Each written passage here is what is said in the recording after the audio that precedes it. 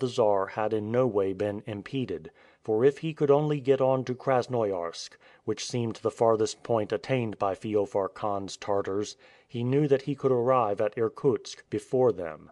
The day after the two carriages had left Ekaterenburg they reached the small town of Tulugwisk at 7 o'clock in the morning, having covered 220 versts, no event worthy of mention having occurred.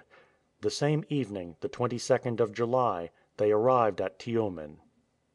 Tiumen, whose population is usually 10,000 inhabitants, then contained double that number.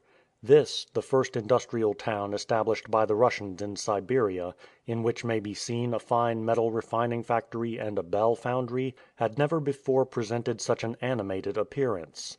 The correspondents immediately went off after news. That brought by Siberian fugitives from the seat of war was far from reassuring. They said, amongst other things, that Feofar Khan's army was rapidly approaching the valley of the Ichim, and they confirmed the report that the Tartar chief was soon to be joined by Colonel Ogareff, if he had not been so already.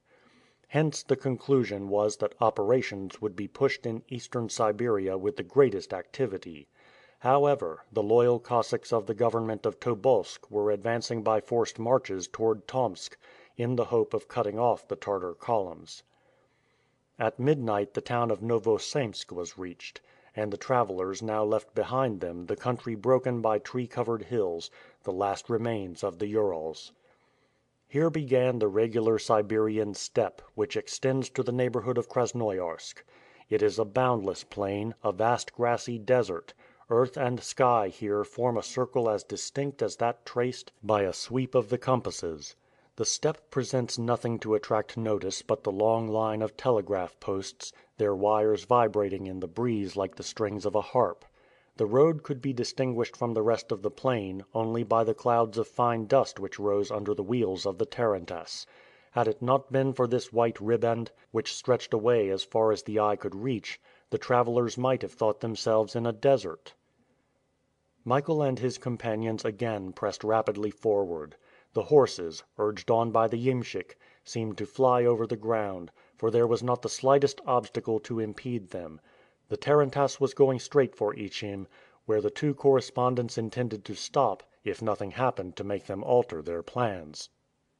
120 miles separated Novosemsk from the town of Ichim, and before 8 o'clock the next evening the distance could and should be accomplished if no time was lost. In the opinion of the iemschiks, should the travelers not be great lords or high functionaries, they were worthy of being so, if it was only for their generosity in the matter of navodku. On the afternoon of the next day, the 23rd of July, the two carriages were not more than 30 versts from Ichim. Suddenly Michael caught sight of a carriage, scarcely visible among the clouds of dust, preceding them along the road.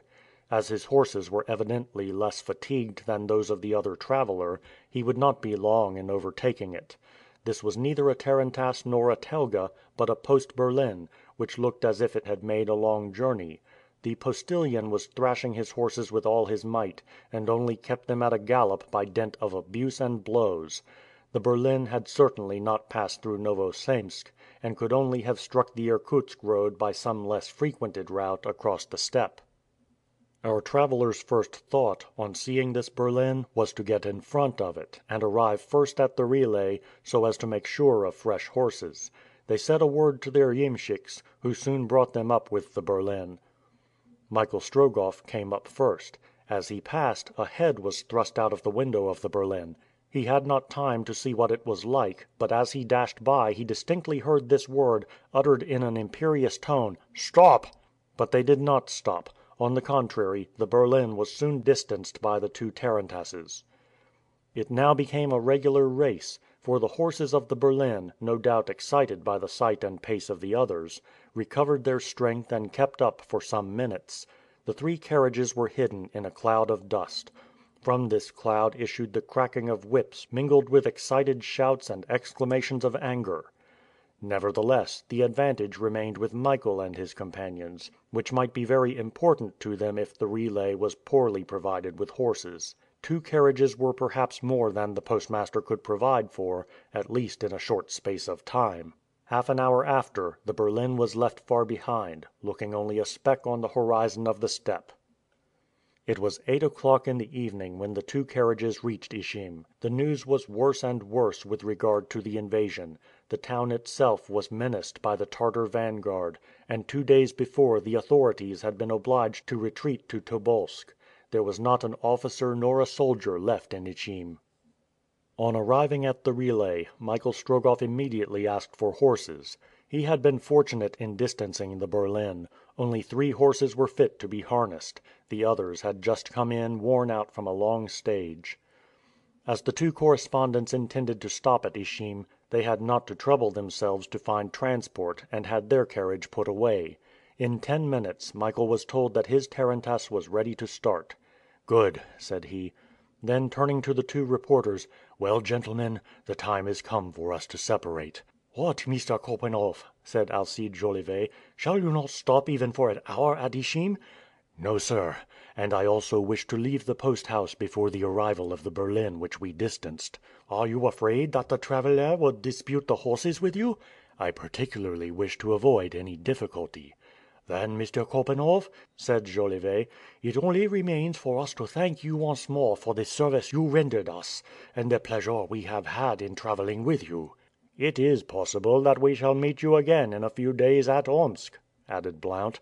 "It is possible," answered Michael, "since I am going straight there." "Well, I wish you a safe journey, Mr. Korpanoff," said Alcide, "and Heaven preserve you from Telgaz." The two reporters held out their hands to Michael with the intention of cordially shaking his, when the sound of a carriage was heard outside. Almost immediately the door was flung open and a man appeared. It was the traveller of the Berlin, a military looking man, apparently about 40 years of age, tall, robust in figure, broad shouldered, with a strongly set head, and thick moustaches meeting red whiskers. He wore a plain uniform. A cavalry saber hung at his side, and in his hand he held a short-handled whip. "Horses?" he demanded, with the air of a man accustomed to command. "I have no more disposable horses," answered the postmaster, bowing. "I must have some this moment." "It is impossible." "What are those horses which have just been harnessed to the tarantass I saw at the door?" "They belong to this traveller," answered the postmaster, pointing to Michael Strogoff.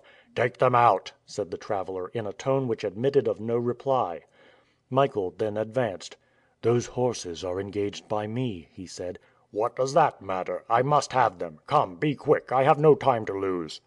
"I have no time to lose either," replied Michael, restraining himself with difficulty. Nadia was near him, calm also, but secretly uneasy at a scene which it would have been better to avoid. "Enough," said the traveller. Then going up to the postmaster, "Let the horses be put into my berlin," he exclaimed with a threatening gesture. The postmaster, much embarrassed, did not know whom to obey, and looked at Michael, who evidently had the right to resist the unjust demands of the traveller. Michael hesitated an instant. He did not wish to make use of his podorojna, which would have drawn attention to him, and he was most unwilling also, by giving up his horses, to delay his journey, and yet he must not engage in a struggle which might compromise his mission. The two reporters looked at him ready to support him should he appeal to them. "My horses will remain in my carriage," said Michael, but without raising his tone more than would be suitable for a plain Irkutsk merchant. The traveller advanced towards Michael and laid his hand heavily on his shoulder. "Is it so?" he said roughly. "You will not give up your horses to me?" "No," answered Michael. "Very well, they shall belong to whichever of us is able to start. Defend yourself, I shall not spare you." So saying, the traveller drew his saber from its sheath, and Nadia threw herself before Michael. Blount and Alcide Jolivet advanced towards him. "I shall not fight," said Michael quietly, folding his arms across his chest. "You will not fight?" "No." "Not even after this?" exclaimed the traveller, and before anyone could prevent him he struck Michael's shoulder with the handle of the whip. At this insult Michael turned deadly pale. His hands moved convulsively as if he would have knocked the brute down, but by a tremendous effort he mastered himself. A duel! It was more than a delay, it was perhaps the failure of his mission. It would be better to lose some hours. Yes, but to swallow this affront! "Will you fight now, coward?" repeated the traveller, adding coarseness to brutality.